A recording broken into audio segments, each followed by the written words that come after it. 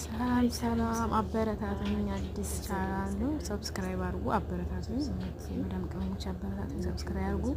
ሰብስክራይብ አድርገናል ብላችሁ ጻፉልኝ፣ መልሳለሁ እና አበረታቱኝ። አንድ አመት አልፎኛል። አንድ አመት ከሁለት ወር ምናምን ነው ማለት ነው። በዚህ በአንድ አመት በሁለት ወር ውስጥ በጣም ብዙ ነገር አይቻለሁ።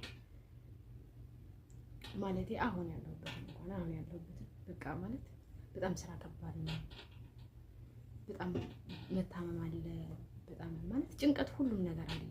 ግን በዚህ ሁሉ መሀል ማንም አይረዳኝም። እኔ ማንም አይረዳኝም።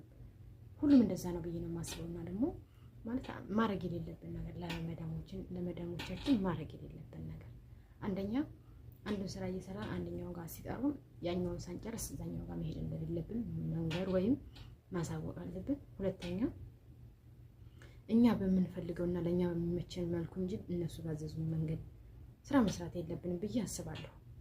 እነሱ በሚመቻቸው መንገድ እነሱ ያሉትን ሁሉ የምንቀበላቸው ከሆነ ማለት ምንም ሁሌም የነሱ እንትን ነው የምንሆነውና እኛን ምንም ሊያረጉን ማለት ይሄን አታክት ሊያረጉን አይችሉም ብዬ አስባለሁ። ሶስተኛ በቃ ምግብ ሳንበላ ስራ መስራት እንደሌለብን ነው የተረዳሁት ማለት ነው። እኔ ከዚህ በቀደም ማለት አሁን ሁለተኛ ቤት ነው ያለሁት። ከዚህ ቀደም ስራ ብዙም የለም፣ ግን ምግብ አልበላም ነበር። በቃ እግዚአብሔርን ቁርስና ምሳ አንድ ላይ ነበረ መበላው ማለት ነው።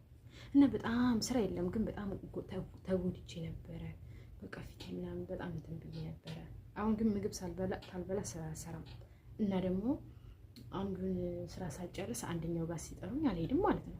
ማለትም በራሴ አስተሳሰብ እንጂ በእነሱ አልመራም። እና ደግሞ ሌላ ጋር የሚወስዱም አሉዋ ሌላ ጋር ወስደው የሚያሰሩንም በጭራሽ መስራት የለብንም ማለት እኛ ራሳችንን በመጀመሪያ ጊዜ ሲወስዱን እምቢ ማለት አለብን።